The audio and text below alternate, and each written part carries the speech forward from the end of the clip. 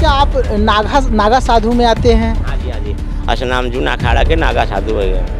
नागा साधु हैं, लेकिन अब पहले के जो नागा साधु हुआ करते थे महाराज, वो तो मतलब कपड़े नहीं पहनते थे, निर्वस्त्र रहते थे, लेकिन आपको मैं देख रहा हूँ कि आप जो है कपड़े धारण किए हैं महाराज। कुछ लोग ऐसे भी हैं जो ये कह रहे हैं कि जैसे भाजपा सरकार पर निशाना साधते हैं कि भाजपा सरकार जो है महाकुंभ के नाम पर पानी की तरह पैसे बहा रही है, उनको क्या जवाब देंगे आप महाराज? ये जो महाकुंभ है ये अखंड होने वाला है, ये एक महान ग्रंथों में लिखित होने वाला है, इसका वर्णन होने वाला है। क्योंकि नमस्कार दर्शकों, कुंभ महाकुंभ कह लीजिए आप, मेले में स्वागत है आपका। और इस वक्त मैं एक ऐसे सन्यासी के पास हूँ जो सन्यासी बोलते तो ज़बरदस्त है, मिठास है उनके अंदर, और जब वो प्रवचन अपने तरफ से देते हैं तो वो अलग अंदाज रहता है।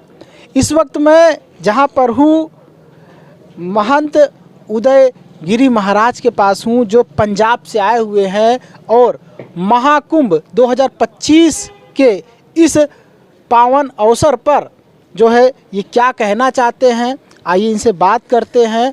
और मैं आपको बता दूं दर्शकों, इस वक्त प्रयागराज में ऐसे ऐसे महापुरुष, ऐसे ऐसे साधु संत आ चुके हैं जो अपने आप में एक महाशक्ति लगाते हैं। और महाशक्ति लगाते क्या, महाशक्ति है ही। उनका जहाँ पर पांव पड़ जाए, चरण पर पड़ जाए, वो धरती पवित्र हो जाती है, वो धरती सुनहरी हो जाती है।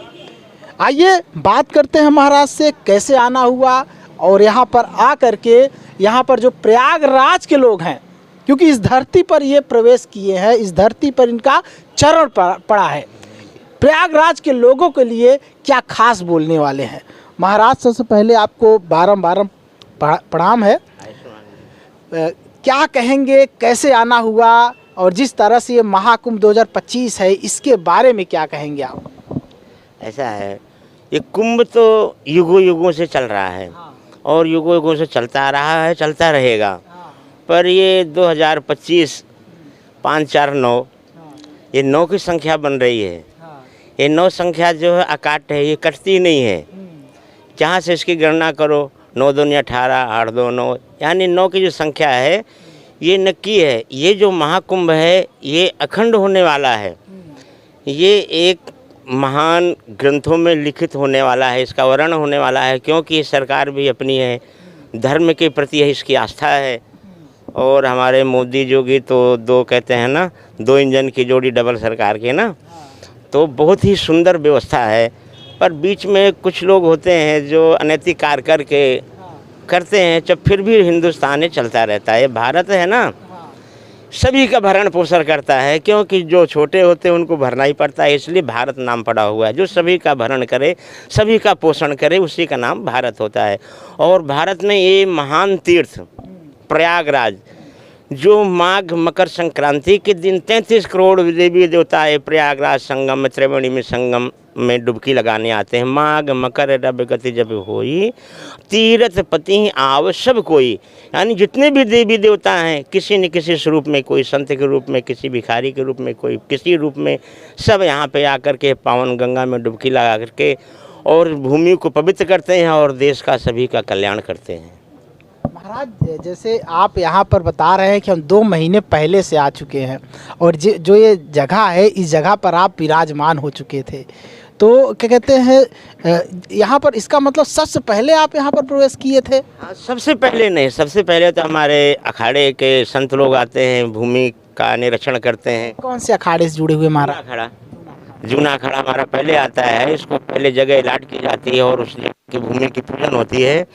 उसके बाद ये ध्वजा खड़ी होती है, तो ध्वजा खड़ी होने के पहले सारे महात्मा हम लोग आ जाते हैं और ध्वजा खड़े होने का इंतजार करते हैं। ध्वजा खड़ी होने के बाद अपनी अपनी जगह पे, जहाँ पे जिसके जो टेंट रहते हैं, जो जहाँ पे भजन करना चाहता है वो अपनी अपनी जगह पे बैठ करके और फिर अपने अपने व्यवस्थित होने का इंतज़ार करते रहते हैं। अखाड़े की तरफ से व्यवस्था होती है, कुछ महात्मा लोग अपने से भी व्यवस्था करते हैं, सरकार की भी तरफ से नाना प्रकार की व्यवस्था, लाइट पानी बिजली हर प्रकार की व्यवस्था होती है और ये कुंभ का संचालन चलता है। महाराज कुछ लोग ऐसे भी हैं जो ये कह रहे हैं कि जैसे भाजपा सरकार पर निशाना साधते हैं कि भाजपा सरकार जो है महाकुंभ के नाम पर पानी की तरह पैसे बहा रही है, उनको क्या जवाब देंगे आप महाराज? भाजपा सरकार जो कर रही है वो बहुत ही सुंदर धर्म के प्रति कर रही है, पर जो बीच के लोग हैं वो भाजपा को बदनाम कर रहे हैं। काम स्लो करना, काम ढीला करना, काम ना करना और भाजपा को बदनाम करने की कोशिश करना, ये तो बीच के लोगों का काम है, अपोजिट का काम है। बाकी जो सरकार है, सरकार तो अपनी तरफ से पूरा प्रयास कर रही है धर्म के प्रति, संतों के प्रति, संसारिक के प्रति, अपने पूरे भारतवर्ष के प्रति उसकी जो आस्था है तन से मन से हर प्रकार से वो व्यवस्था कर रही है। महाराज क्या आप नागा साधु में आते हैं? हाँ जी, हाँ जी, असनाम जूना अखाड़ा के नागा साधु हो गए। नागा साधु हैं, लेकिन अब पहले के नागा साधु हुआ करते थे महाराज, वो तो मतलब कपड़े नहीं पहनते थे, निर्वस्त्र रहते थे, लेकिन आपको मैं देख रहा हूँ कि आप जो है कपड़े धारण किए हैं महाराज। ना कि जिस मर्यादा जगत की बांध दीन करतार, राजा रंग यति सती करत सोई व्यवहार। अगर हम सब हमेशा नंगे रहेंगे तो संसारिक लोग जो है लोग उपहास उड़ाते हैं। इसलिए जो हमारे अखाड़े के नियम जो बना दिए गए हैं कि स्नान के समय ही समय पे ही अपने वस्त्र उतारते हैं, और वस्त्र उतार करके हम लोग जब गंगा में डुबकी लगाते हैं तो गंगा में जितने भी प्राणी लोग जो आते हैं वहाँ स्नान करते हैं, गंगा मैया उनका जो पाप अपने ऊपर लेती हैं। तो हम नागा लोग जब वस्त्र उतार करके गंगा में डुबकी लगाते हैं तो गंगा मैया वो सारा पाप संतों के सर में छोड़ देती हैं और गंगा जी बिल्कुल निर्मल हो जाती हैं। फिर वो पाप को संत लोग क्या करते हैं, यहाँ जंगलों में बैठ करके धूना चितन करके पूजा भजन करके वो सारे पाप को भस्म कर देते हैं और पुनः फिर कुंभ में आकर के बैठ जाते हैं संतों के दुख को निवारण करने के लिए, सभी का दुख निवारण करने के लिए। तो महाराज ने इस बार जो है जो बताया कि इस बार जो नागा साधु होंगे, हो सकता है बहुत ही कम आप उनको निर्वस्त्र देखें। इस बार जो नागा साधु होंगे जूना अखाड़े से जुड़े हुए, उनको विशेष तरह से सलाह दिया गया है कि अंग जो है कहीं ना कहीं अपना ढक कर रखेंगे। तो महाराज ने बताया, मतलब महाराज एक तरह से देखा जाए जितने भी जूना अखाड़े के साधु हैं सबको ये सलाह दिया गया है। नहीं, कुछ होते हैं कि जो मर्यादा को कायम रखना है तो 10-20 जो माने 10% जो होते हैं वो अपनी गौरव बनाने के लिए, दुनिया को बताने के लिए कि हाँ ये हमारे अखाड़ा है, इसमें नागे लोग रहते हैं, उनको थोड़ा सा कहते हैं ना कि कोई चीज़ को दिखाने के लिए कुछ सामान बाहर रखना पड़ता है, तभी को पता होता है कि इस चीज़ की ये चीज़ यहाँ पे होती है। इस कारण से जो 10% महात्मा लोग रहते हैं जो अपने रूप में रहते हैं, बाकी अपने लोग मर्यादा में रहते हैं। देख सकते हैं कितनी अच्छी बात महाराज ने कहा कि जो है कुछ ही होंगे जिनको जो है जो शायद अपने आप को नागा सिर्फ ये बताने के लिए कि हाँ अभी भी है, वो दिखाने के लिए हो सकता है वो निर्वस्त्र है, लेकिन सारे नागा साधु को आप निर्वस्त्र नहीं देखेंगे। जैसे देख सकते हैं महाराज जी को महंत उदयगिरी महाराज जी हैं, देखिए कपड़ा धारण किए हुए हैं, जो है अंग इनका एक भी नहीं दिख रहा है, कहीं से भी नहीं दिख रहा है।